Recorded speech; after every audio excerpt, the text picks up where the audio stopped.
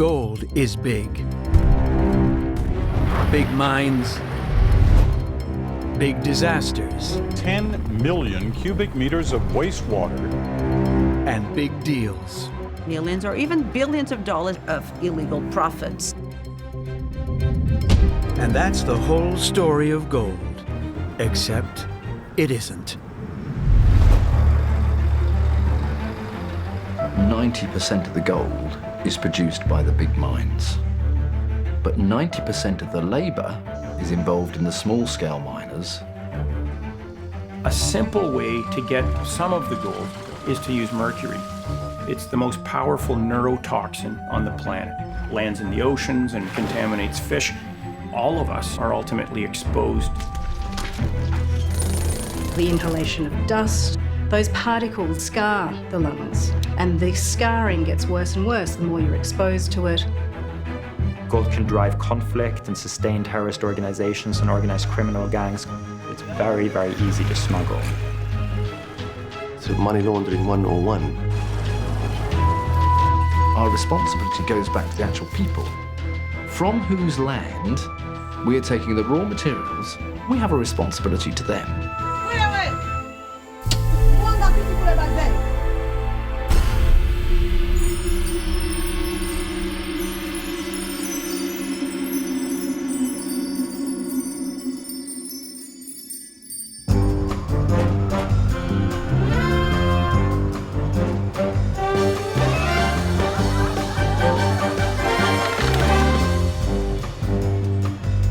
Somehow, Las Vegas makes gold look cheap.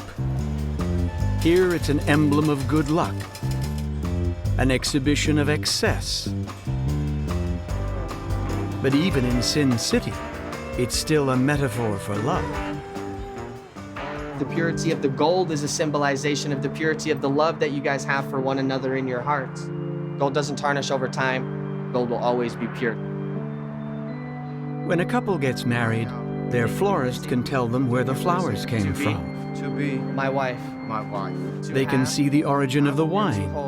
And to hold. I will I will always always be there. be there. And place the ring upon her hand, completing the circle. But what about the gold in their wedding rings? Try that one on and see how you get on with that one. I did a talk at the London Jewelry Week. So I asked them, I said, put your hands up in the air if you have a gold ring on. And so 50%, about 50% put their hands up. And I said, right, keep your hands up if you know where the gold came from in your ring. And they all put their hands down.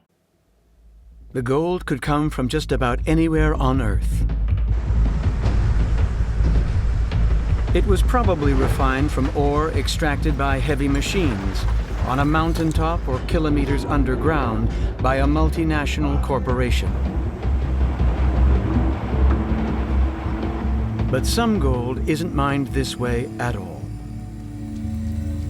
It is produced on a more human scale, without big investments or new technology, in places where ordinary people live and die in the shadow of gold.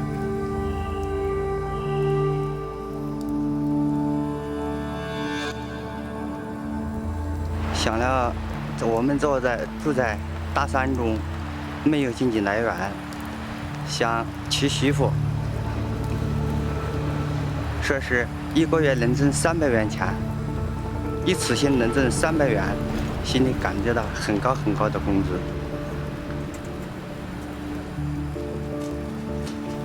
初次来的时候，在山上是做这个背矿工，感觉到背矿很累。这下我看人家战工，1个月挣的钱多，这个处理力小。Zhu Detian has worked in the Wenyu mine for 15 years. 现在山上都杂乱无章的，1级承包到2级，2级承包到3级，也没有河，什么证据，什么都没有。我不在矿上干，我这些子女怎么上学？ Detian and his fellow miners live at the mine site for months at a time. It's a 100-kilometer bus ride to their home village to see their families.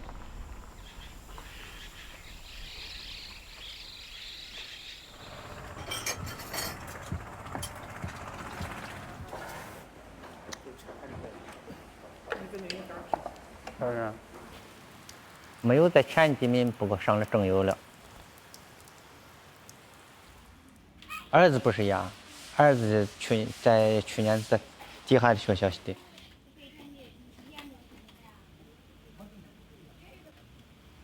一点吧，有劳动力的他都出门打工了，家里都没有，家里的有的人就是婆婆、小孩。你叫我们三处，你在家干啥？干啥都不行。 The Wenyu mine is small, just a few tunnels and a few dozen miners. Some mining operations are even smaller.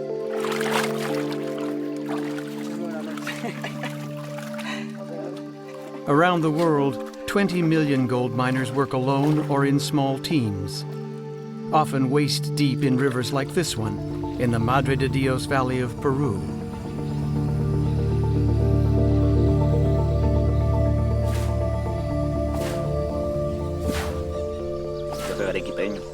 Y como la economía allá afuera no es sustentable, me vine acá a juntar un poco de dinero y bueno.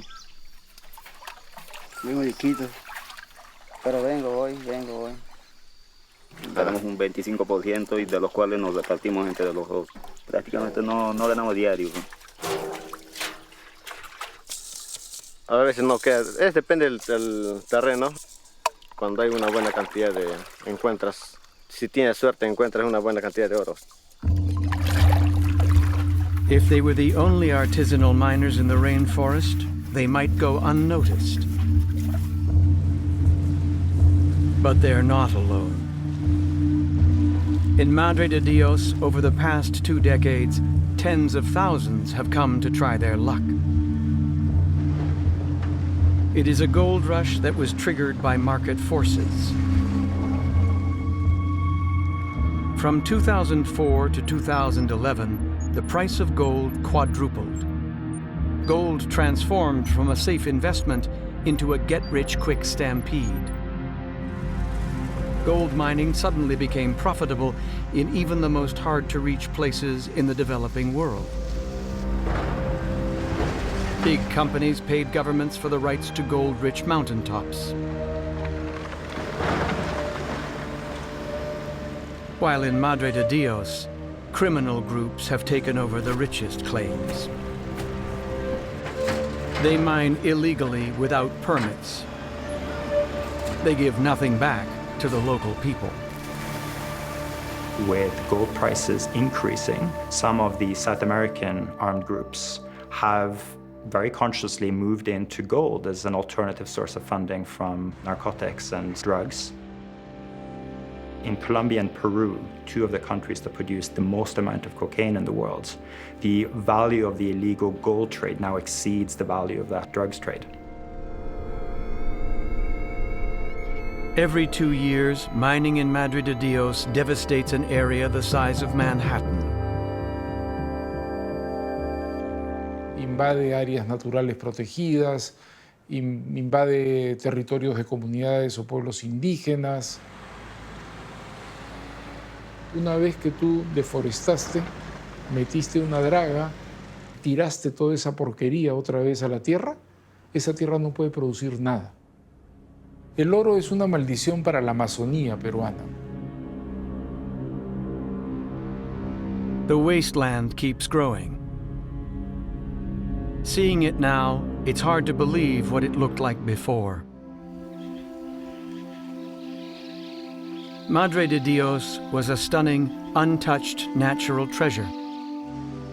Indigenous people farmed the land and worked as guides for eco-tourists.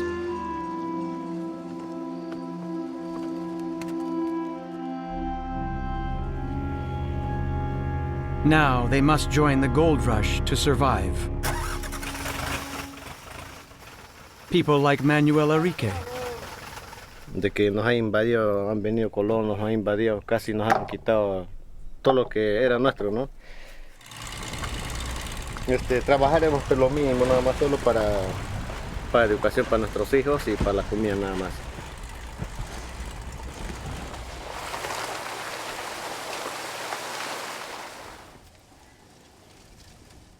A week's work produces only this much gold. But for the 4 people who share the profits, it's a better payday than any other job available. A nearby town is where artisanal miners and criminal gangs come to sell their gold. This is where the Peruvian gold rush intersects with the world supply chain. Compramos oro de los mineros con factura. No compramos a las personas ilegales. Un convenio que la empresa es, ¿cómo se llama? Activos mineros. ¿Pero quiénes son, hermano? Nosotros no conocemos realmente. Nosotros trabajamos, enviamos. Whether he knows the destination or not, most of the region's gold will be transported to the nearest border with no papers to say where it came from. Its total value is at least $1 billion per year. Madre de Dios está ubicado en una frontera muy porosa, en la cual casi no hay ninguna capacidad de control público, digamos, de qué entra y qué sale, pero mucho del oro sale de manera igualmente ilegal. Se van a Bolivia, que se van a Brasil y luego desde los puertos del Atlántico salen rumbo a África y rumbo a Europa. Most smuggled gold will pass through one of the world's major refineries to be melted down and purified. Pure in the gold sense. Undoubtedly the gold is pure gold, but we don't know if its history is as pure as the gold content. Very large quantities of gold get mixed together in a way that then becomes very difficult to understand where the gold came from, who sold it to you. Because all gold atoms are identical, the origin is erased, unless the refiner records every step of the supply chain. And when I moved into the jewelry sector, I discovered that actually there was no supply chain management. No one knew where anything came from. And to me, that is a lack of ethics, is a lack of integrity, and the consumer doesn't know what they're actually buying. Look at this one here. Yeah. A single ring may contain a mix of gold from around the world. Perhaps a few grams from South Africa, a few more from Madre de Dios, and some from an ancient mountain in China. 山上的水源很少，就用干钻打眼儿，灰尘很大，感觉这个灰很呛很呛，可是不知道这个灰对人身体有害。 Prolonged exposure to rock dust can cause a respiratory disease called silicosis. It's effectively like sand, and those particles can scar the lungs. So you could be in there for extremely long hours, all day, each day, in circumstances where you don't have proper masks, you don't have proper respiratory protection, and you don't have proper ventilation. Once it arises, silicosis is incurable. Zhu Detien's younger brother, Didi, contracted the disease while working in the mine. 42天以前，我弟弟就出事了。妈妈给我打电话，我当时就急忙的往回赶，赶回去以后，结果2个弟弟的最后1年都没见上。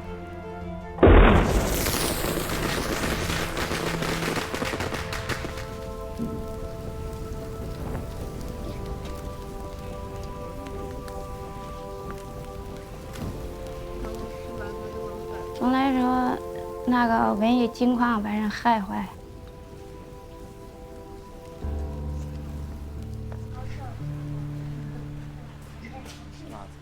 不是的，人那个心里有事，只能说是怕，说的话。所以来人了，我都什不都说。所以我们大妞儿子失家了，我想起来我都跑回大站。 所以说，心里今天漏气了。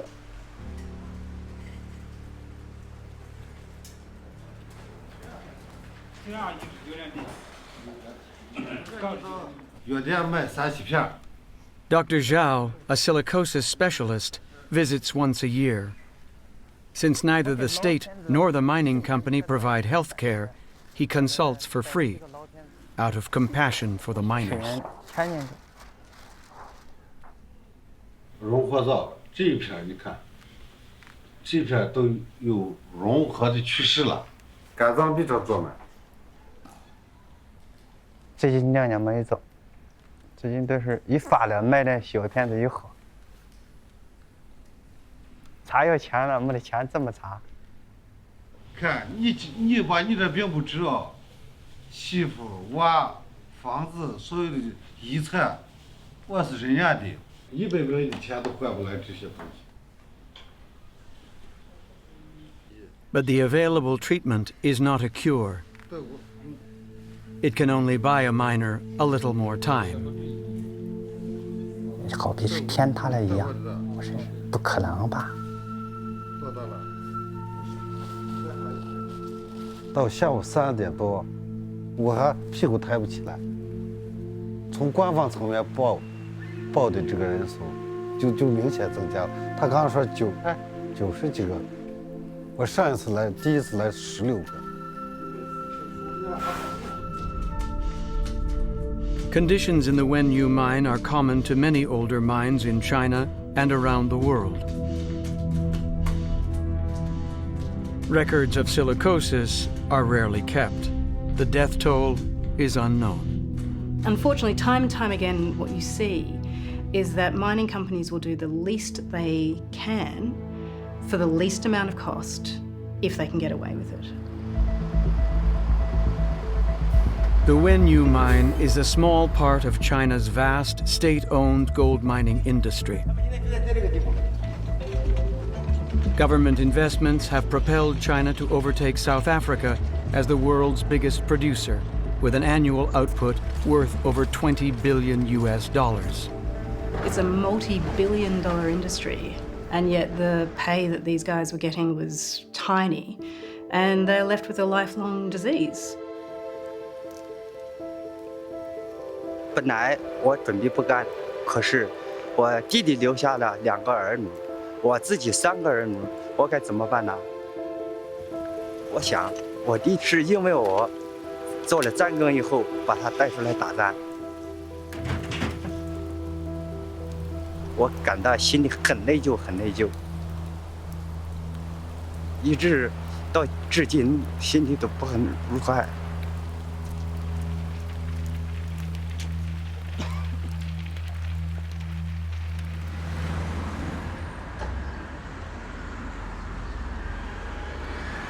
I was thinking of something with an engraved band on it. I've seen that around, and I thought that was really pretty and kind of special. So our main kind of solitaire is called a love note, and we just finished a really nice engraving on it in rose gold. So do you know anything about the way gold is produced in their usual conditions? Only the usual things that you kind of read in the news and the horrible labor standards that do exist in some places, but I haven't really dug very deeply into it. Have you? No, not me. I guess like part of it is that you have to find somebody that knows about these things, right? Well, we've seen several different jewelers, and we immediately ask about the origin, what they can tell us about the gold, because we know very little, and we need somebody that we can trust to tell us something about it. More and more, as the younger generation, the millennials that are coming up now, these people want to know, especially buying wedding rings and engagement rings. They really care and want to know where the gold comes from in their ring. Do you know the term conflict gold? Conflict diamonds. Conflict diamonds resonates more. Probably similar, the idea that these minerals are being mined to fund terrorist activities or civil wars and stuff like that. Presumably it applies to gold as well.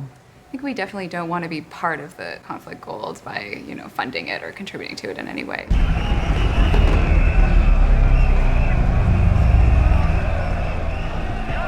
Congo est potentiellement riche, surtout de l'or. Le pays pouvait survivre avec tous ces minéraux. Mais malheureusement, c'est la guerre qui trace toutes les stratégies de l'économie dans la région.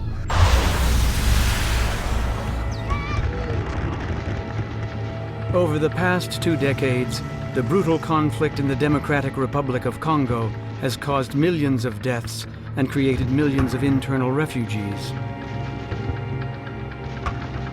For rebel warlords, maintaining armed militias is expensive. It's become clear where the money comes from.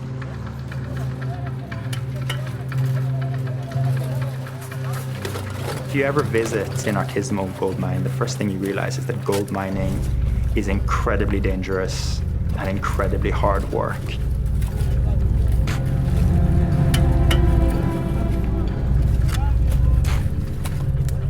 Armed groups themselves don't want any part of it.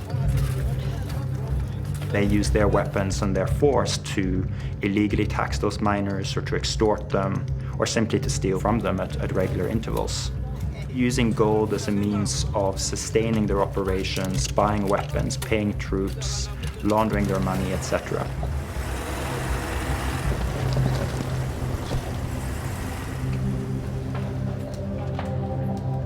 In rich nations, consumers may hear about conflict gold from the Congo, but not often.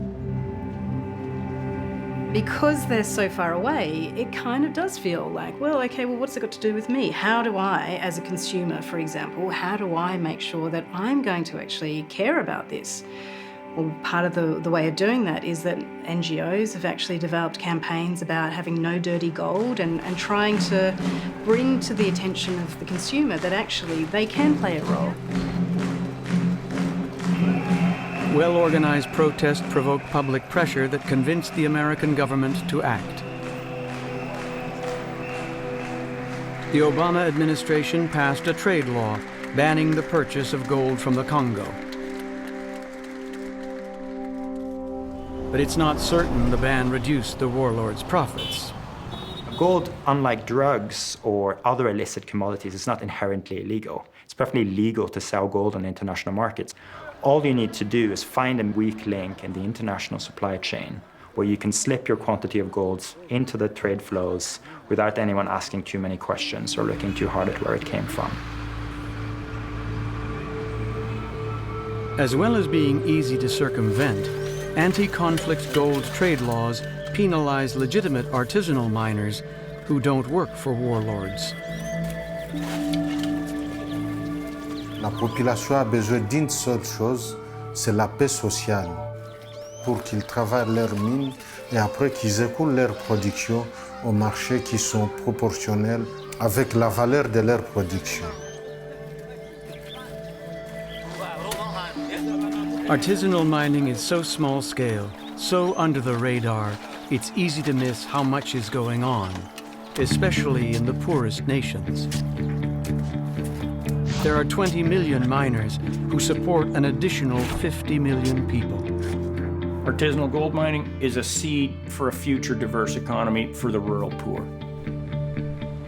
Kevin Telmer is a Canadian mining engineer who believes artisanal gold is a key to upward mobility.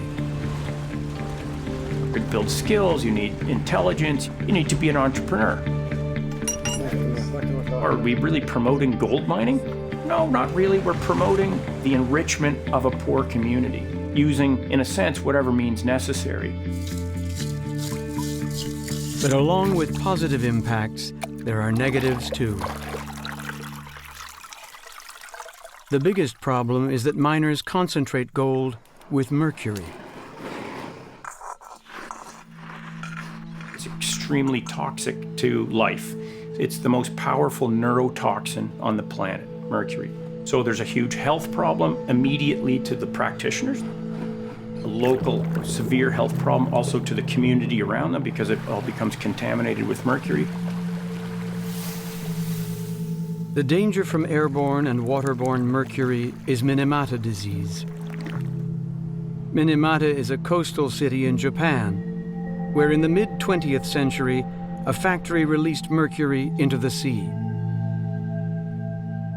When shellfish were eaten by the local people, thousands became sick and died. It took years before the cause was identified as mercury poisoning.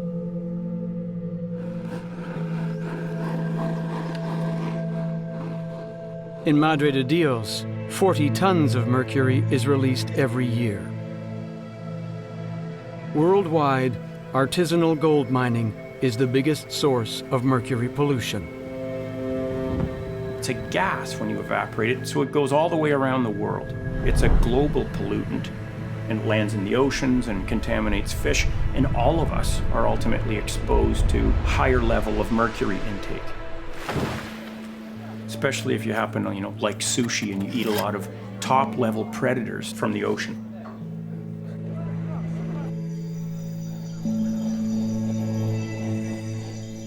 Sí, tengo entendido que afecta el medio ambiente demasiado, ¿no? Pero no hay otra forma de procesarlo, ¿no? ¿Tú sabes que es malo para tu salud? Ah, sí. Sí, pero como te digo, de repente quién sabe que está enfermo y ya estoy consciente de eso, de algo tenemos que morir algún día. No, nadie es eterno en esta vida.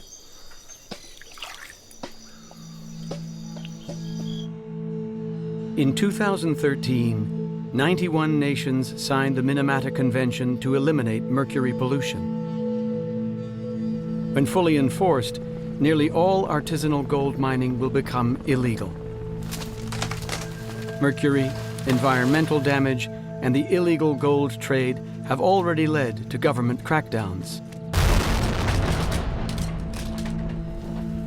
Prohibition has been tried over a period of about 40 years, I would say without one single success. They burn down the camps, they leave, and literally the next day, all the artisanal miners come back and get back to work. So we have to be pragmatic as well and say, okay, that's not going to work, let's try something else. Telmer's group has engineered innovative technology to address the mercury problem. This shaking table separates sand from gold so well that at the end of the process, a powerful flame can liberate gold without the need for mercury. You don't need to use mercury to mine gold. There's methods to completely avoid the use of mercury and increase the amount of gold that's recovered. The deal with them, from our perspective, is, hey, we'll help you get 20% more gold if you stop using mercury. And in fact, the only way you're going to get 20% more gold is to stop using mercury. It's not about making a law that says you can't use mercury. It's about engaging with the mining communities and helping them to employ better practices, increasing their safety, even helping them manage the wealth that's generated. One other big international imperative is the transparency in the gold supply chain. A good artisanal gold mining sector will have a straight and transparent supply chain in it. Right now, that supply chain is either broken or crooked and goes around in funny different ways. Where does that gold go to?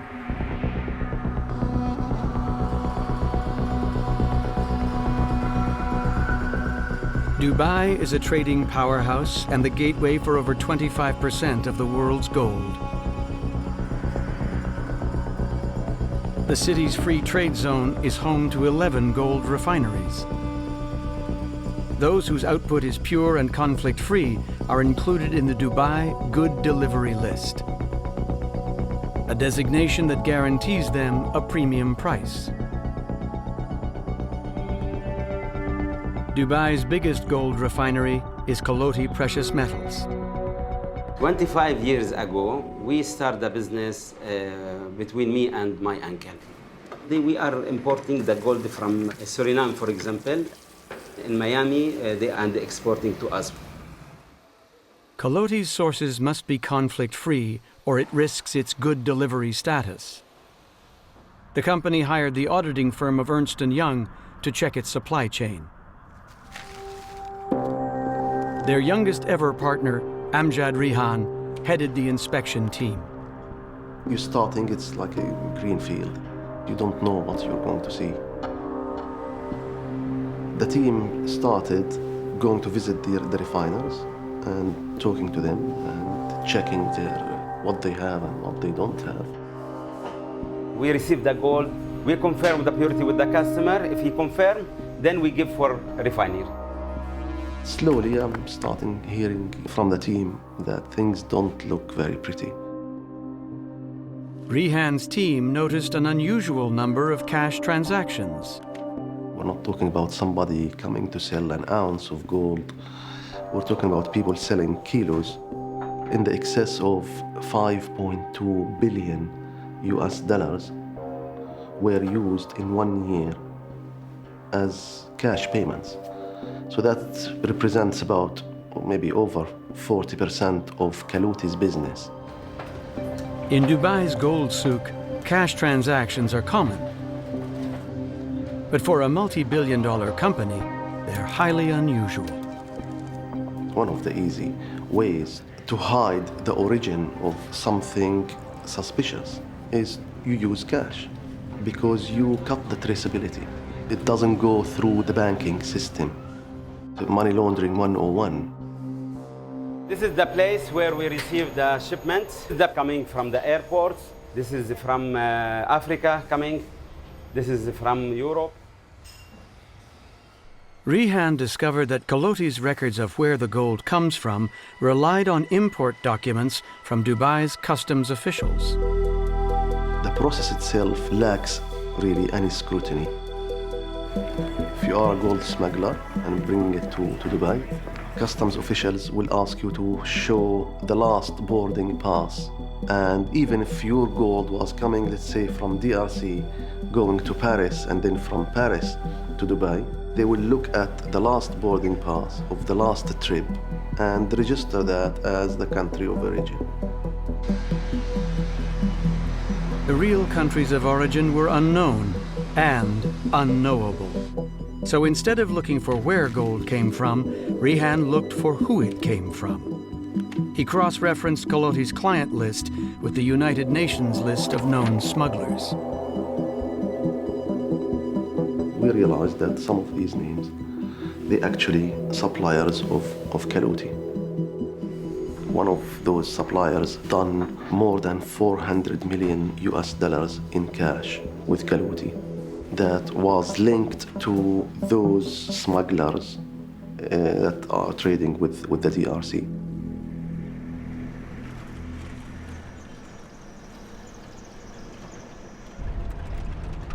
Sababu watu tunauza nabo gold ni batu ya magroupe arme na saba naita hawaizi tuita na biko na mwede 1 kilo sikie wanajua ke c'est trop risqué kufanya nini kuenda na franka juu endo bebane na bo magrame wala bo matola.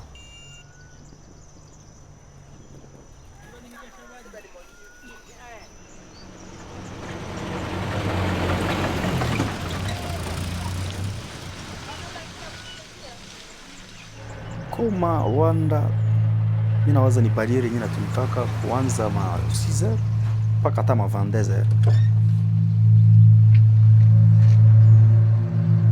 Alors wale ma 22 ma busiku bakubwa benye biko macho sana wanakuwa walishaenda pumzika. Kuna bakia watu wenye unaweza fika uko na $500 yako unaweza vukisha hata 20 ou 10 kilo yako yao. Hakuna probleme, banawaza tu kwa circulation yako.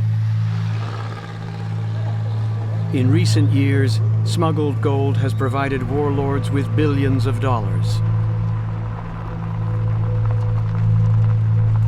Batu yote majorite wenye wananunua oro banajilimitaka sana ni Dubai. Tobo banajua kama kwenye oro linatokaka kuna kufaka batu. Banajua kweli ki huku ni vita. Tobo biko mu business.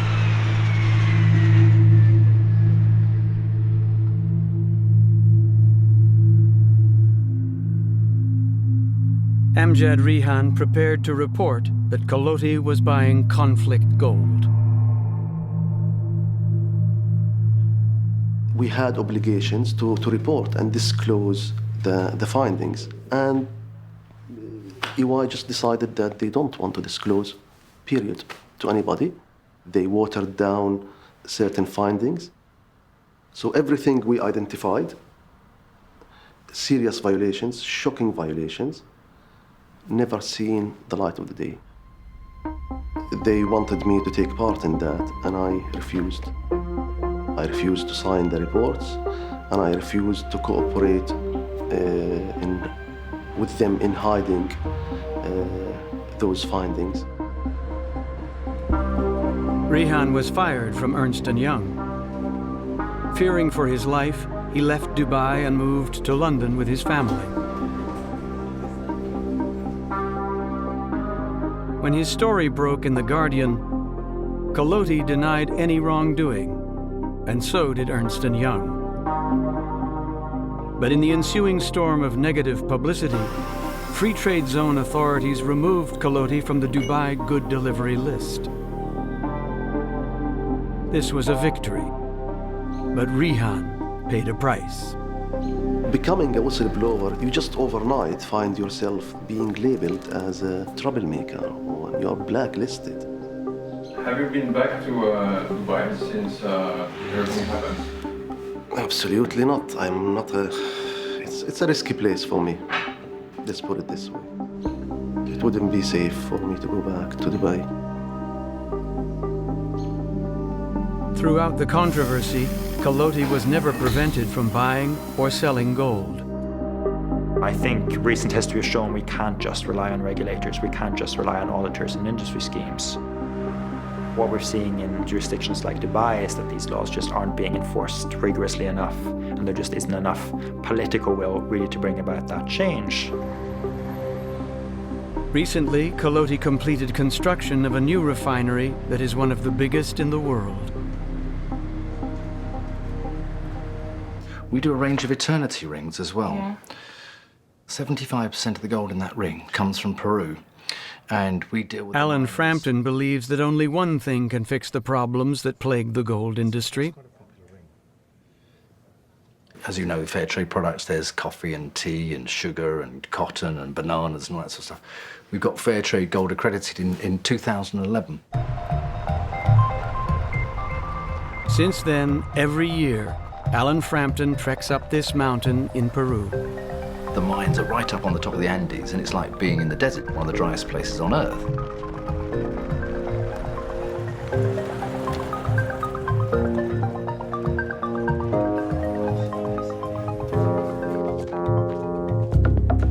Not long ago, the mine and the village looked very different. It was where indigenous people came to escape from violent insurgents called the Shining Path. Its sole natural resource is gold. Children collected ore. The ore was processed using toxic mercury. Only 30 years ago, they were mining this rock and carrying it on their backs 25 kilometers to the local village to grind it down, possibly get a little bit of gold from it, to feed their families.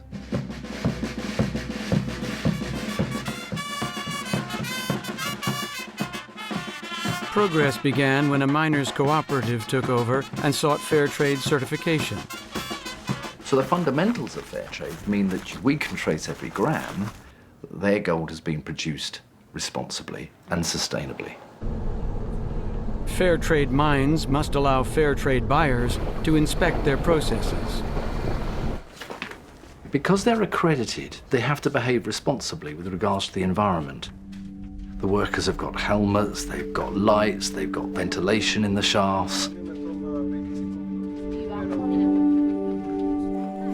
Their children are being educated, and some of them now started going to university.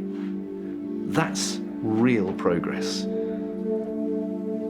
We deal with the miners on a personal level, and we buy the gold directly from them. So I can tell you the hole in the ground that this gold came from. Alan Frampton is one of several hundred jewelers worldwide who have committed to fair trade practices. When I reflect on my early career, I can't say for sure that I wasn't complicit in somebody being exploited at some point in the supply chain, because that's a very murky and remains a very murky supply chain. I co-founded Fair Trade Jewelry Company with the idea of producing a product where we could tell people where everything came from. We try not to moralize, we just try and provide people with information so that they can make their own decisions about what is good for them. Recently, Robin Gambier partnered with an NGO called Impact to attempt the impossible: fair trade gold from the Congo. In the DRC, smugglers still move gold freely. Warlords still threaten. But in some parts of the country, life has returned to a semblance of normal. Like most local women, Kahambu Vahareli is focused on her family. She also mines for gold. She recently met a representative from the NGO Impact who encouraged her to take a leadership role. Kazi yangu niko mama Buloneze, niko mama presidente wa Babuloneze. Unatafuta franga ya oro mambo kuna tata.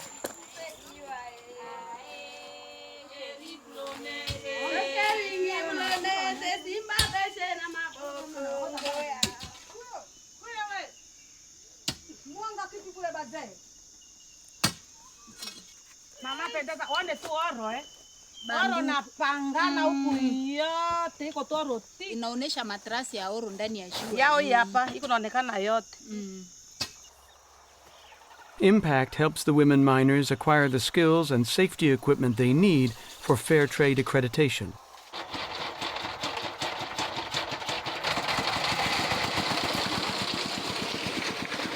For the gold to be fair trade, the women must be paid a fair price.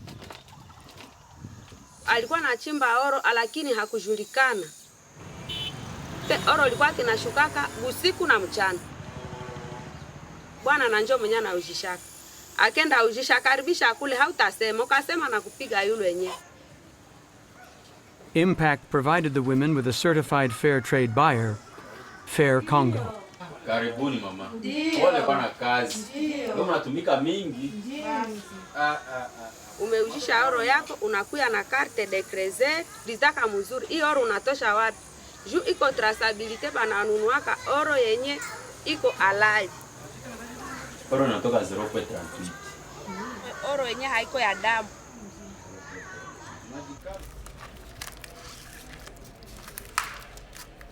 At Fair Trade Jewelers in Toronto, a new shipment arrives.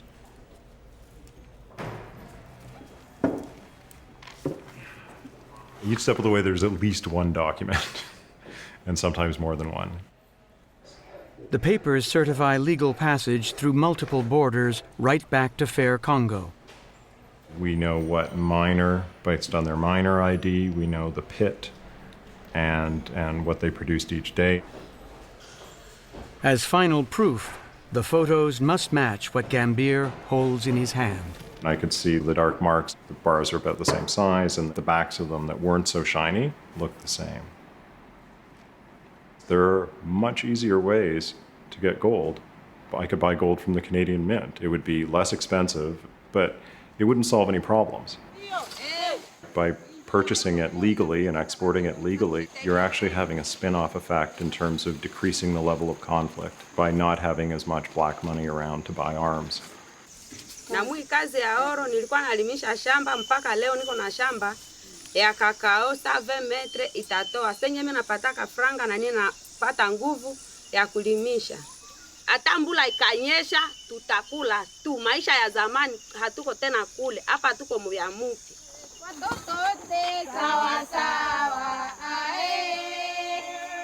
Currently, only 0.1% of the world's artisanal gold is fair trade. It's hard for small-scale fair trade gold to get traction in a world that's focused on big mines and big finance. But there may be a way to bring the big and the small together. The financial sector trades an awful lot of gold, but they don't feel at all connected to the artisanal mining sector. So we have a project that reaches out to those people. It's a responsible artisanal gold-backed exchange-traded fund, an ETF that's backed up by responsible artisanal gold. The exchange-traded fund will buy gold from fair trade miners and finance the technology they need to stop using mercury. The goal is to accelerate the transformation of artisanal gold into a sustainable industry. I will predict with a high degree of confidence that then we're going to see a lot more about responsible artisanal gold mining in the coming years. Major players in London and New York already support the initiative. The artisanal mining sector is injecting wealth into parts of the world that really need it. So we're starting to see different types of stakeholders view the sector not as a problem, but as a solution. Gold can deliver wealth right in the middle of a remote rural community. It's a good engine, it's a good seed.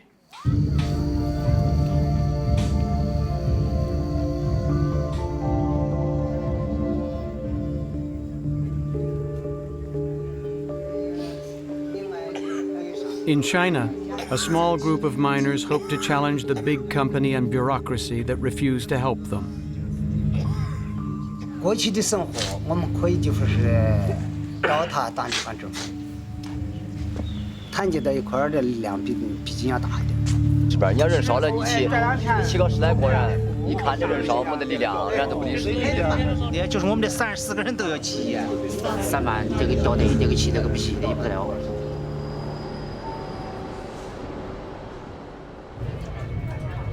总来说是没钱吧，也没有钱吃药了，只有死路一条。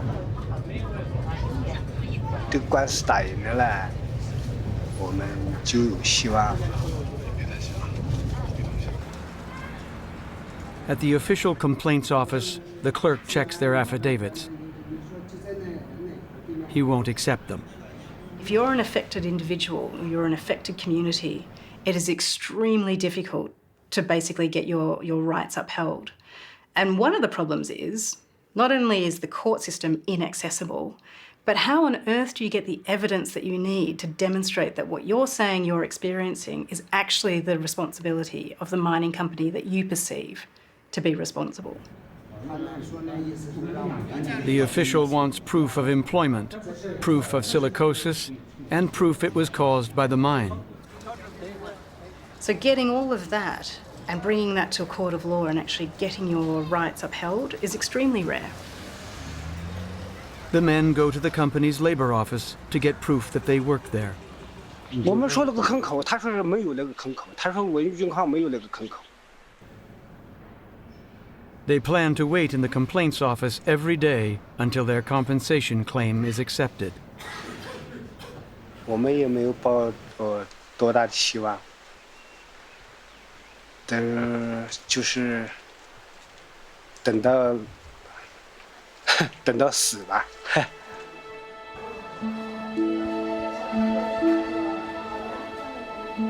就像我们的跟前的整整头一次我们骑的时候，头一棒子我们骑的40基本都送到了。一车拉30多人，现在是我们的一车人是只有几个人，只有4-5个人还在吧。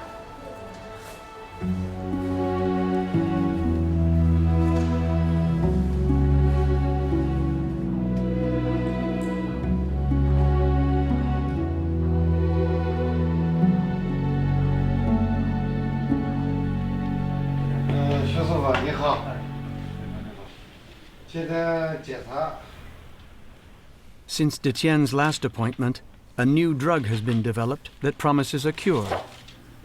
那几种药必须吃，吃了以后把这个周围这些小的这个点点周围这个瘾消除了，这个费用大概每个月不到1000块钱。 1,000 yuan is more than Detienne's current monthly pay, and he has tried other treatments before without success. 因为我已经到了晚期了，因为别人3到2年他都死了，所以我很奇迹，我很幸福，因为我不怕死。 徐师傅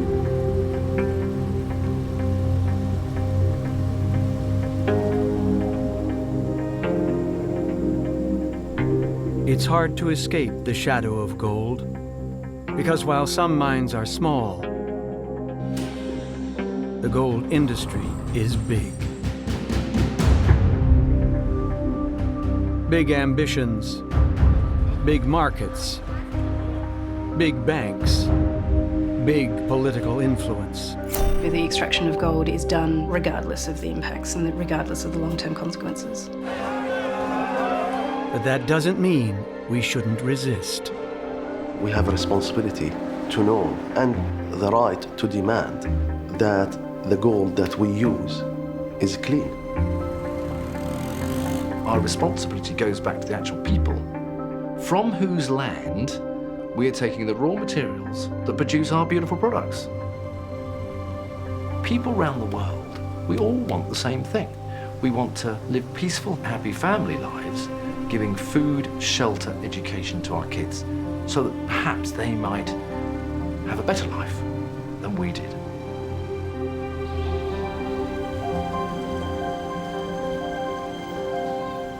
你一旦一死，或者1年、2年，这个人都已经无影无踪了。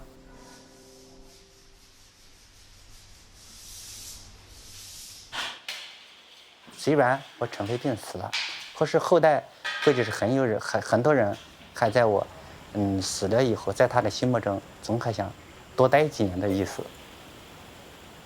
我的个性，我即将快达到了，我还活着。